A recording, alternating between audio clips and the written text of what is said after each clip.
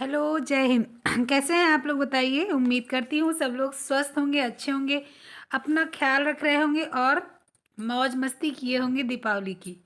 अभी ये नहीं बोलूँगी पढ़ाई कर रहे होंगे क्योंकि खूब मज़ा किए होंगे, त्यौहार था उसका। अब ट्रैक पे फिर से लौट आइए और शुरू करते हैं आज से फिर से।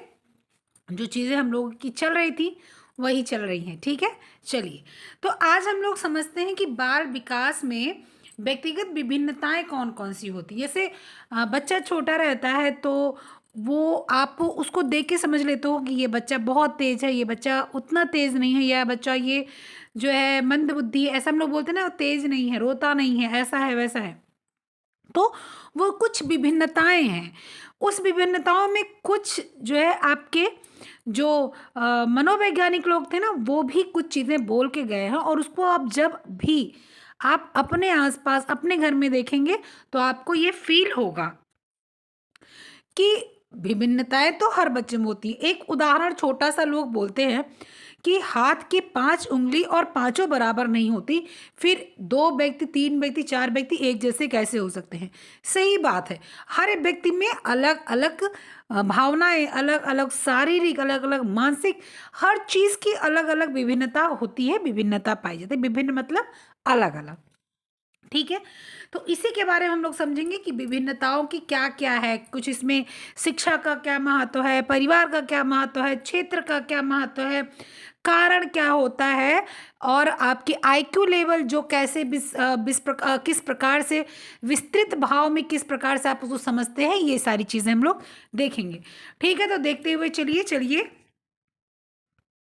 देखिए, बाल विकास में व्यक्तिगत विभिन्नता, इसके पहले मैं आपको ये बताऊं, उसके पहले कुछ चीजें मैं आपको बताना चाहती हूँ, ध्यान से सुनिए।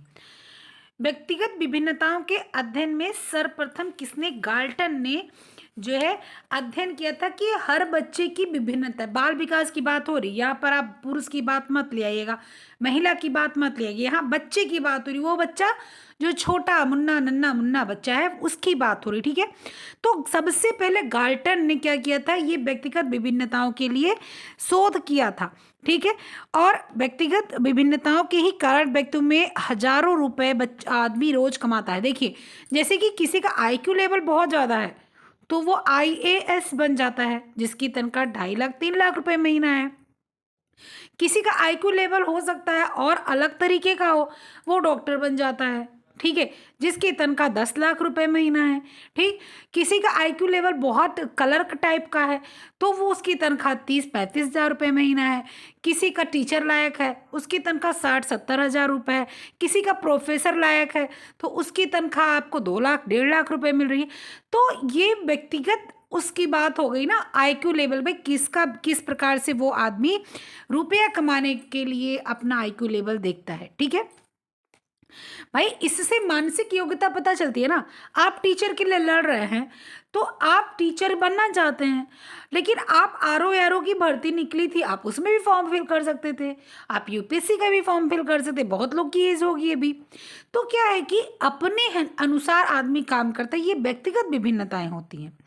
स्किनर ने क्या कहा है कि आजकल व्यक्तिगत विभिन्नताओं के अध्ययन जो लोग अध्ययन करते हैं, अध्ययन में व्यक्ति के संपूर्ण व्यक्तित्व को किसी किसी भी मापने योग्य पहल की सम्मिलित किया जाता है। मतलब कि सामने वाला आपकी देख सकता है आपकी व्यक्तिगत विभिन्नता को। जैसे 2 व्यक्ति खड़े होते हैं, एक बहुत शांत भाव से बोलता है, आप उसको कुछ बोल देते हो ना तो वो हंस के टाल जाता है। एक व्यक्ति होता है बिल्कुल एकदम से शॉर्ट टेम्पर, मतलब कि तुरंत गुस्से वाला, ये भी व्यक्तिगत विभिन्नता है। जेम्स ट्रेवर बोलते हैं कि एक समूह के सदस्यों में समूह के औसत से मानसिक या शारीरिक विशेषताओं को विचलित ही व्यक्तिगत विभिन्नता है। वही सेम चीज है जो मैंने अभी बोला कि व्यक्तिगत विभिन्नता आपके बातचीत से, हाव भाव से पता चल जाता है। ये सारी चीजें जो जिसने बोली थी। अब आप क्या करेंगे, अब देखिए व्यक्तिगत विभिन्नता के प्रकार और क्षेत्र, ठीक है। आइए, व्यक्तिगत विभिन्नता कितने प्रकार की होती है इसको देखना है, ठीक है। इसके क्षेत्र कौन कौन से हैं इसको देखना है।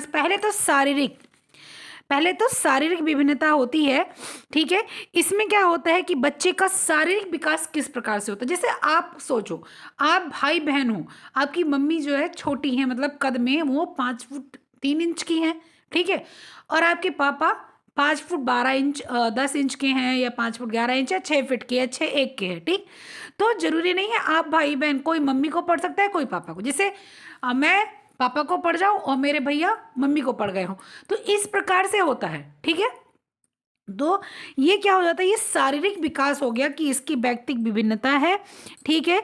अच्छा, इस तरह जैसे आपकी जो व्यक्तिक विभिन्नता और शारीरिक विभिन्नता जो होती है, ठीक है, तो एक ही उम्र के बच्चे रहते हैं तो उनको क्या है, अलग अलग जो है विकास होता है। कोई बच्चा जो है लंबा हो गया, कोई बच्चा छोटा हो गया, ये व्यक्तिक विभिन्नता है। मानसिक विकास, मानसिक विकास क्या है, आईक्यू लेवल है।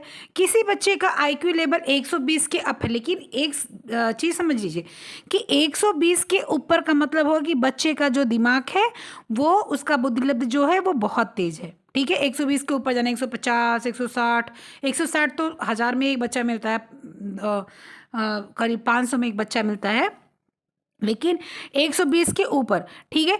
और आपको जो है, जो आपका बुद्धि लब्ध बिल्कुल मंद बुद्धि वाला है, 90 करीब नीचे, सबसे 90, सबसे नीचे 90, उसको अगर 90 के नीचे बुद्धि लब्ध आती है तो बच्चा मंद बुद्धि में गिनता है।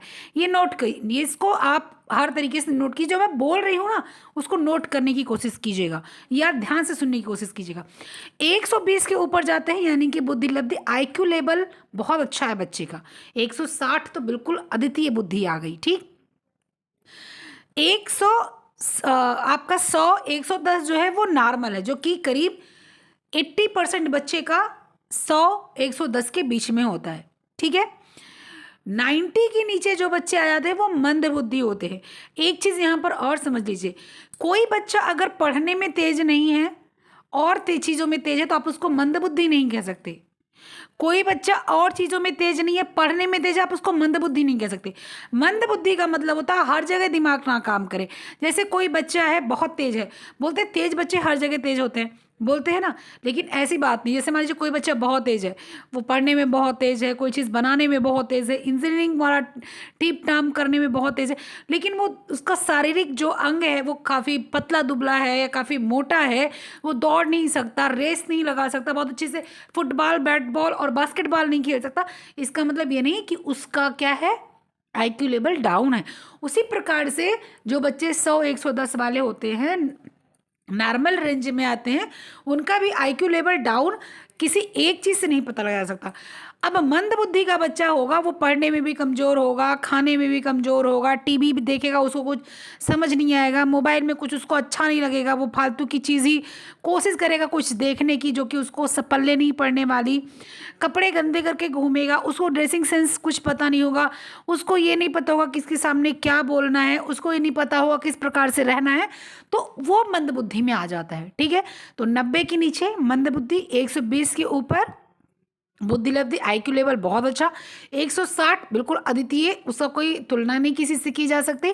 100 और 110 के बीच के जो बच्चे होते हैं, 80% करीब बच्चे होते हैं वो नॉर्मल बुद्धि लब्धि, ठीक है। चलिए, सामवेगिक विकास। सामवेगिक विकास का मतलब क्या होता है, बालकों में सामवेगिक विकास, संयम, संवेग जो होता है वो भी अलग होता है। किसी बच्चे को शॉर्ट टेम्पर, तुरंत गुस्सा आ जाता है, कोई बच्चा होता है उसको गुस्सा कम आता है, चलो जाने दो, जैसे मेरा बेटा है उसको गुस्सा बहुत कम आता है, जाने दो। बिटिया हमारी, उसको गुस्सा बहुत आता है।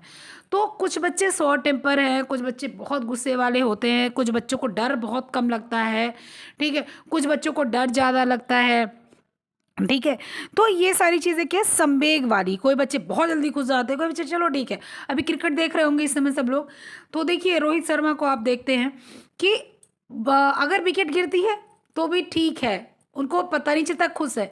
अगर जो है किसी का शतक भी लग जाता तो भी नहीं पता चलता, वो खुश है, क्योंकि वो ऐसा नहीं है कि उनके अंदर वो फीलिंग नहीं है, कहने मतलब उनका जो संवेग है वो विराट कोहली की तरह नहीं है कि हर चीज़ पे उछलना, दुखी होना, रोना, खुश होना, ऐसा उनका है, वो अस्थाई भाव में चलते हैं। तो ये क्या हो जाएगा, हो गया संवेग। संवेग भी अलग अलग तरीके का होता है, ठीक है। सामाजिक विकास। सामाजिक विकास का मतलब होता है, कुछ बच्चे होते हैं वो समाज में जल्दी घुल मिल जाते हैं, पड़ोसी के बच्चे के साथ तुरंत खेलने लग जाते हैं। कुछ बच्चे सालों साल पड़ोस में रहेंगे लेकिन बोलेंगे नहीं। जैसे मेरे पड़ोस में एक लड़का है, तो वो 10th का बच्चा है, लेकिन वो अगर आप उसको देखोगे वो तुरंत घर में घुस जाएगा, वैसे मोटरसाइकिल के दिन भर घूमेगा लेकिन घर में घुस जाएगा। हमारे बच्चे हैं या हमारे पड़ोस के दूसरे वाले बच्चे हैं, वो दिन भर सड़क पे अपना खेले कूदेंगे, पढ़े लिखेंगे, आओ जाओ नमस्ते हाय हेलो हाल चाल सब हो जाता है। तो ये भी क्या हो जाता है, सामाजिक विकास। बगल जो दूसरे हैं वो सामाजिक हैं और जो वो लड़का है वो सामाजिक नहीं है। ये हो गया। इसके बाद उपलब्धियों में अंतर। अब उपलब्धि क्या है, बच्चे की ही बात हो रही है तो बच्चे की ही बात हम लोग करेंगे। जैसे कोई बच्चा पढ़ने में बहुत अच्छा है, ठीक है, तो उसकी उपलब्धि पढ़ने में अच्छी है। कोई बच्चा खेलने में बहुत अच्छा है। मैं उदाहरण देती हूँ, मेरी एक फ्रेंड है मीरा है, इस समय जो है एसआई है, ठीक है, गोरखपुर में। तो वो और हम दोनों एक साथ पढ़ते थे, लेकिन वो जो है वो खूब अच्छे से उनका मतलब ये फिजिकल लेवल बहुत अच्छा था, गेम गेम में बहुत अच्छी थी। बाद में वो गेम में अपना जो है स्कोर कर ले गई, गेम में ही अपना वो आगे बढ़ गई वर्दी वर्दी में, यूनिफॉर्म के क्षेत्र में। तो अब हम लोग का उनका पूरा क्षेत्र ही अलग हो गया। तो ये क्या हो जाता है, ये आपका ये आ जाता है उपलब्धियों में अंतर। क्या आ जाता है, ये उपलब्धियों में अंतर। ठीक है। भाई कोई ड्राइंग बच्चा करना चाहता है वो ड्राइंग करेगा, कोई बच्चा म्यूज़िक प्ले करना चाहता है म्यूज़िक प्ले करेगा, कोई बच्चा कुछ भी, अलग अलग सब सबकी उपलब्धियां होती हैं। ठीक। इसके बाद आ जाता है आपका क्या, अब आ गया भाषा विकास। भाषा विकास का मतलब है बच्चे का लिखना पढ़ना बोलना, ये भी अलग अलग है। जैसे कुछ बच्चे जल्दी बोलते हैं, कुछ बच्चे लेट में बोलते हैं, कुछ बच्चे जल्दी लिखते हैं, कुछ बच्चे लेट में लिखते हैं, कुछ बच्चों की राइटिंग अच्छी होती है, कुछ बच्चों की राइटिंग बाद में सुधरती है जाके। तो ये क्या है, ये भाषा विकास में अंतर है। ठीक है, ये क्या है, भाषा विकास में अंतर है। ज्ञानात्मक तथा क्रियात्मक क्षमताओं में अंतर। कहने का मतलब ये होता है कि cognitive motor and coordinative motor आपका जो होता है, कोऑर्डिनेशन जो होता है उसमें अंतर क्या है। कुछ बच्चे ऐसे होते हैं जिनका जो है ज्ञान जिनका लेवल अलग होता है, ठीक है, और कुछ का क्रियात्मक। अभी मैंने बोला कोई पढ़ने वाला बच्चा बहुत अच्छा है, बहुत अच्छे से पढ़ता, कोई क्रियात्मक खेलने वाला बच्चा बहुत अच्छा है, कोई आर्ट करने वाला, कोई ड्राइंग करने वाला बच्चा बहुत अच्छा है। तो इसका भी अलग अलग अंतर होता है। ठीक है। व्यक्तित्व विभिन्नता। अब व्यक्तित्व विभिन्नता क्या होती है, भाई कोई बच्चा बहुत प्यारा है, स्वभाव बहुत अच्छा है उसका, ठीक है, उसके अंदर जो है नेतृत्व, नेतृत्व में समझते हैं कि जो है ग्रुप का जो है लीडरशिप करना बहुत अच्छा उसको आता है। आप कैप्टन बना दो क्लास का, मॉनिटर जिसको बोलते हैं। आप कोई छोटी मोटी टीम बच्चे खेलते हैं, छोटे बच्चे, उसके वो बन जाते हैं, हाँ मैं करूँगा, मैं सबको बताऊँगा, बहुत अच्छा होता है कोई कोई बच्चा। ठीक है, तो ये व्यक्तिगत विभिन्नता होती है। ठीक है। अभिरुचि एवं अभिक्षमताओं की विभिन्नता। अभिरुचि वही जिसमें बच्चे की जो है इच्छा होती है, जिसमें बच्चा जो है सोचता है कि मुझे ये करना है, ये ऐसा करना है, ये अभिरुचि होता है। कि रुचि उसको किस में है, उसकी क्षमताएं कितनी हैं। किसी बच्चे की क्षमता है कि वो 3-3 घंटे खेल सकता है, किसी किसी बच्चे की क्षमता है कि वो 10-10 घंटे सो सकता है। तो ये क्षमता है अलग अलग बच्चों की। अरे छोटे बच्चे तो फिलहाल सोते कम ही हैं, वो तो दिन भर बस उबड़ खाबड़ मचाए रहते हैं। अगर आप जो है सो गए और आपका बच्चा अगर जग रहा हो, तो आप अगर 1 घंटे बाद सो के उठेंगे तो मुझे नहीं लगता घर की हालत ऐसी होगी कि आप सब शाम तक खाना बनाने की स्थिति में रहें। तो ये सारे बच्चे अरुचि, बहुत बच्चे रुचि देखिए छोटे बच्चे ही हैं, उनको कोई खिलौना दे दो तो तोड़ते ही नहीं। कोई बच्चे हैं तोड़ तोड़ के उसका जो है चुंबक निकालने लग जाते हैं कि हाँ इसमें क्या है, मैं देखना चाहता हूँ या चाहती हूँ। तो अभिरुचि और अभिक्षमताएं भी अलग अलग होती हैं। ठीक है, ये आपका व्यक्तिगत विशेषताएं होती हैं बच्चों की। अब वैयक्तिक विभिन्नता के कारण क्या होते हैं, अभी हम लोग समझ लिए कि वैयक्तिक विभिन्नता होती क्या है। अब वैयक्तिक विभिन्नता के कारण, अनुवांशिकता। मैंने बोला आपकी मम्मी गुस्से वाली हैं, पापा शांत स्वभाव के हैं। अब 2 बच्चे हैं, कोई बच्चे मम्मी को पढ़ेंगे, कोई बच्चे पापा को पढ़ेंगे। अनुवांशिकता 7 पुस्त माता से और 7 पुस्त पिता के तरफ से आती है। ये बात अलग से है कि 7 पुस्त माता 7 पुस्त पिता, ये बहुत कम कम आती है। ऐसा नहीं है कि 90% मम्मी का पा गए 10% पापा का पा गए, अपना तो कुछ है ही नहीं, ऐसा नहीं होता। 20% 30% मम्मी के पा गए, 5% 7% पापा का पा गए, और सब आपका है। लेकिन वो 5-7% और जो 30% 35% 25% 20% आपका आता है ना, लोग आपकी मम्मी को 25 साल से 30 साल से देख रहे हैं, आपके पापा को 30 साल से 32 साल से देख रहे हैं, तो वो उनकी निगाह में जल्दी आता कि हाँ ये लड़का देखो अपने पापा की तरह गुस्सा करता है, इस लड़की को देखो मम्मी की तरह जिद करती है। ये वाली चीज़ें आती क्योंकि वो चीज़ पहले दिख जाती हैं, क्योंकि वो चीज़ें हम लोग पहले से देखे रहते। ठीक। वातावरण। अब सबको पता है कि भाई वातावरण जैसा होगा उसी हिसाब से बच्चे होंगे। ठीक है, वातावरण जैसा होगा उसी हिसाब से बच्चे होंगे, सबको पता है। वातावरण अच्छा होगा तो बच्चे अच्छे होंगे, वातावरण अच्छा नहीं होगा तो बच्चे अच्छे नहीं होंगे। व्यक्ति विभिन्नता इसमें भी आती है कि वातावरण में अगर ठंड होती है तो बच्चा थोड़ा सा जो है क्या होता है आपका फुर्तीला होता है, और साथ ही साथ गोरे रंग का होता है। ठीक है, वातावरण से इसका फर्क पड़ता है। गर्म वातावरण का अगर बच्चा होता है थोड़ा सा लेजी होता है। अच्छा, लेजी और ठंडा में तेज क्यों होता है, सुनिए। गर्मियों में हमारा कुछ करने का मन नहीं करता। जब बहुत अधिक गर्मी 45 से 47 डिग्री टेम्परेचर रहता है जून में, जुलाई में, तो हम लोग सोचते हैं एसी चला के आराम करो, एसी नहीं है तो कूलर चला के आराम करो, कूलर नहीं तो पंखा स्टैंड फैन चला के ऑन करो और बैठो आराम से। आलसीपन आता है। लेकिन अभी जो मौसम चल रहा है नवंबर का, दिसंबर का, हल्की सर्दी वाला, हाफ स्वेटर पहन लो या आप सिर्फ जो हल्का सा सॉल ओढ़ के सुबह शाम काम चला लो, इसमें लोग तेज रहते हैं, ये भी काम कर सकते हैं, वो भी काम कर सकते हैं, वो भी काम कर सकते हैं। तो क्या हो जाता है कि आपका वातावरण बहुत भिन्न होता है, इसीलिए ठंडे के बच्चे फुर्तीले और गोरे होते हैं, गर्मियों के बच्चे आलसी और काले। सांवले क्यों होते हैं, क्योंकि मेलेनिन जो होता है वो सूर्य प्रोड्यूस करता है, और सूर्य की रोशनी जब पड़ती है तो स्किन प्रोड्यूस करता है। इसलिए साउथ के लोग, साउथ अफ्रीका के लोग, केरला, तमिलनाडु, कर्नाटक के लोग थोड़े से सांवले होते हैं। अब आप तमन्ना और जो है आप ये सारी क्या बोलते हैं एक्ट्रेस को देख के कंफ्यूज मत हो जाइएगा। अगर आपको देखना होगा तो आप जो है उनको देख लीजिएगा, क्या बोलते हैं उनको, प्रभु देवा को देख लीजिएगा। ठीक है, उनको आपको पता चल जाएगा कि ज़्यादा बहुत ज़्यादा मेकअप करेंगे तो भी कोई फर्क नहीं पड़ जाता। और आप रश्मिका मंदना जो कि बहुत गोरी दिखती, बिल्कुल गोरी है नहीं, उनको आप देख लीजिए, उनका ओरिजिनल फोटो निकालेंगे तो ऐसे एक्ट्रेस और एक्टर को देख के आप जान जाएंगे कि साउथ में गर्मी ज़्यादा पड़ती है, स्किन मेलेनिन प्रोड्यूस ज़्यादा करता है इसलिए। अच्छा, उत्तर प्रदेश में, उत्तराखंड में, मध्य प्रदेश में, उत्तराखंड तो छोड़ो छोड़ दो, मध्य प्रदेश में, उत्तर प्रदेश में, बिहार में ऐसा जो है वातावरण है, ऐसा आपका क्लाइमेट है, सर्दी गर्मी बरसात पड़ता है, इसीलिए कोई गोरा होता है कोई सांवला होता है। ठीक है, ये भी आपका क्लियर हो गया होगा। आर्थिक स्थिति एवं शिक्षा। आर्थिक स्थिति एवं शिक्षा का क्या मतलब होता है, बालक में विभिन्नता का बहुत बड़ा कारण है आर्थिक स्थिति। आर्थिक स्थिति अगर बच्चे की अच्छी नहीं होती है तो शारीरिक स्वास्थ्य मानसिक स्वास्थ्य दोनों प्रभावित हो जाता है, क्योंकि उसका अच्छे से खाने पीने का आहार उसको नहीं ढंग का मिलता है इसलिए। ठीक है, अगर बच्चा आज जो है बच्चे का आर्थिक स्थिति अच्छी हो जाती है तो उसको आप अच्छे विद्यालय में पढ़ा सकते हो, अच्छी अच्छी चीज़ें खिला सकते हो, अच्छे अच्छे कपड़े दे सकते हो, तो बच्चे की क्या हो जाती है आर्थिक स्थिति से बच्चा अच्छा हो जाता है।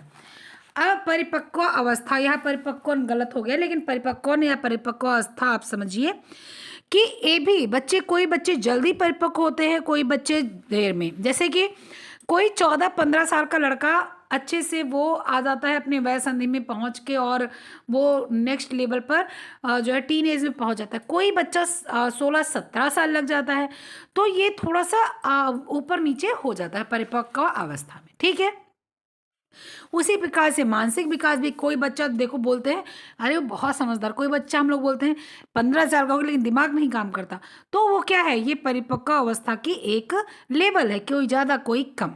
ठीक है, इसके बाद प्रजाति और राष्ट्रीयता।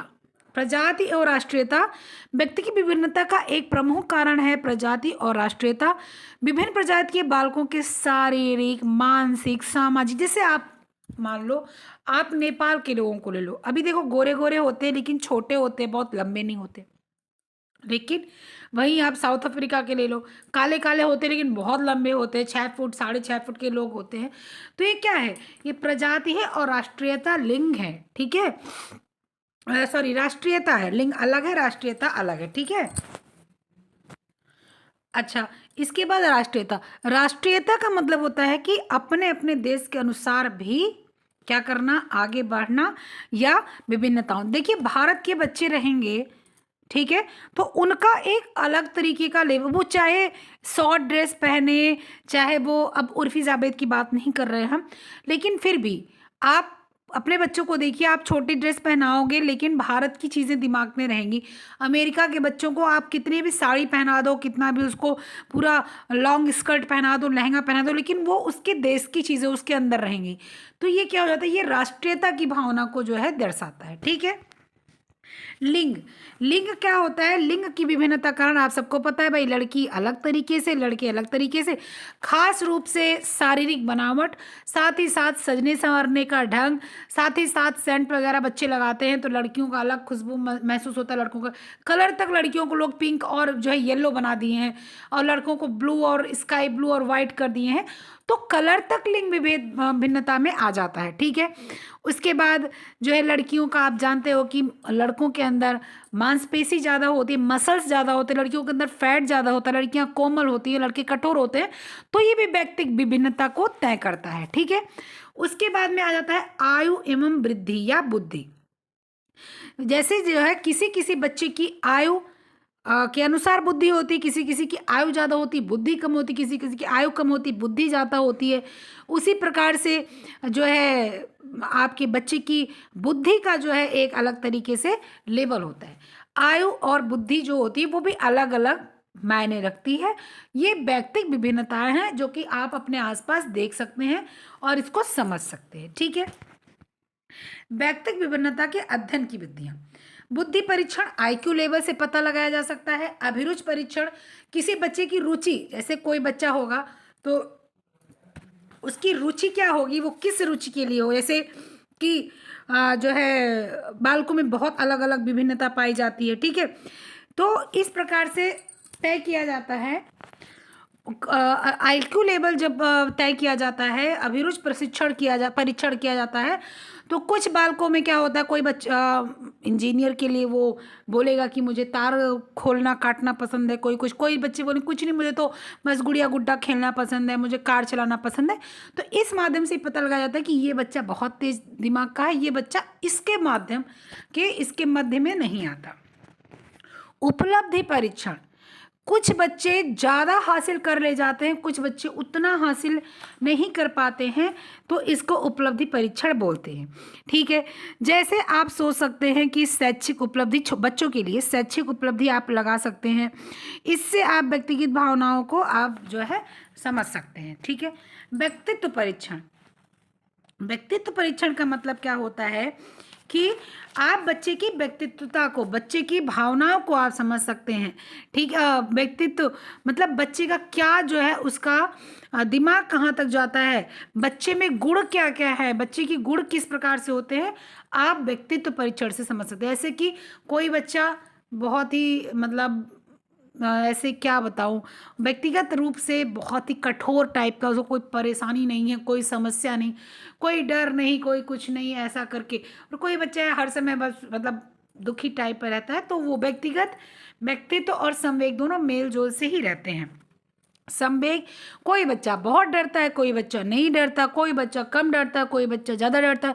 तो जब आप परीक्षण करवाते हो किसकी, व्यक्तिगत विभिन्नता के अध्ययन विधियां जब आप देखते हो, तो बच्चे का संवेग भी देखते हो, भाई ये बच्चा ज़्यादा डरता है, ये बच्चा तो डरता नहीं है, तो इससे क्या होता है, समझते हैं ये बच्चा बहादुर है, ये बच्चा उतना बहादुर नहीं है। अभिक्षमता, अभिक्षमता मतलब किस चीज़ में इच्छा है, किस चीज़ में मतलब वो चाहता है, किस चीज़ के लिए उसको खुशी मिलती है, ये आपका एक परीक्षण हो जाता है। कोई कोई बच्चा जो है एक एन अदर लेवल की चीज़ों को पसंद करता है, कोई बच्चा बहुत हल्की चीज़ों को, अभी हम लोगों ने देखा था। तो इस प्रकार से प्रशिक्षण किया जाता है, परीक्षण। व्यक्तिक विभिन्नता के अध्ययन में शिक्षा का महत्व, शिक्षा का महत्व क्या क्या है, जब इस विभिन्नता को हम लोग देखते हैं।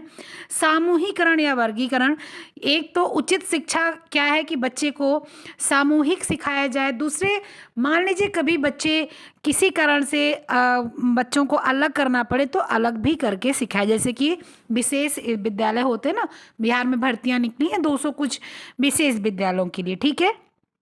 इस प्रकार बच्चों को जो है एक साथ और अलग अलग दोनों तरीके से सिखाया जाता है।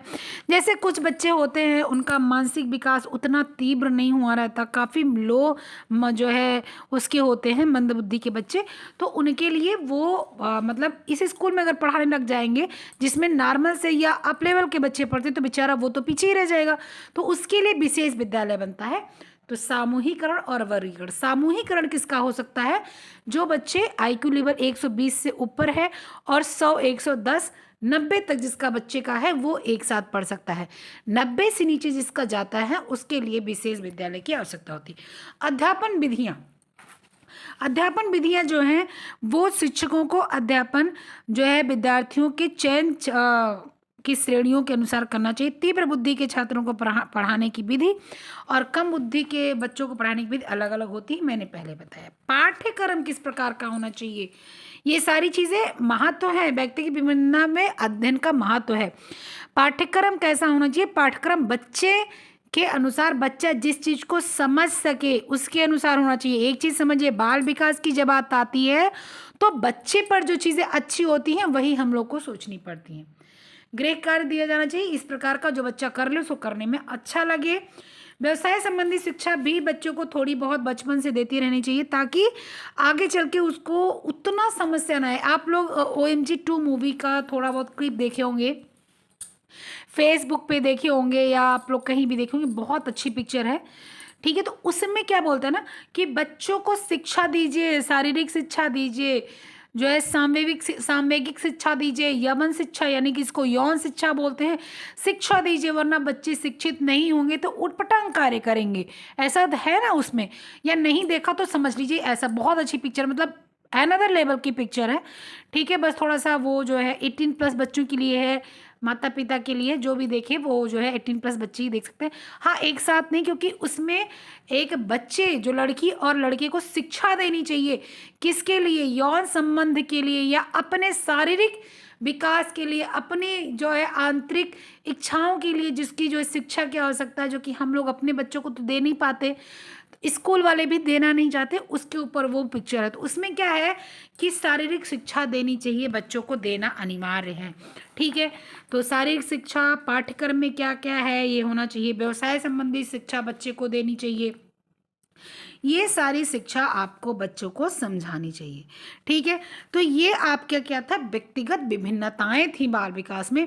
इससे क्वेश्चन आने ही आने हैं, चाहे आप जो है नेट का ले लीजिए, चाहे TGT, चाहे PGT, चाहे बिहार BPSC, किसी का भी ले लीजिए, इससे क्वेश्चन आने ही आने हैं। चलिए फिर पढ़िए खूब मज़े से, और अगर समझ नहीं आता तो पूछिएगा कमेंट में या जो है ग्रुप में। PDF मिल जाएगा आपको इसका टेलीग्राम पर, बिल्कुल जाकर ले लीजिएगा अगर आवश्यकता होगी तो। चलिए फिर मिलते हैं नेक्स्ट वीडियो में, तब तक के लिए ख्याल रखिए, पढ़ते मस्त रहिए, खुश रहिए, बाय बाय, जय हिंद।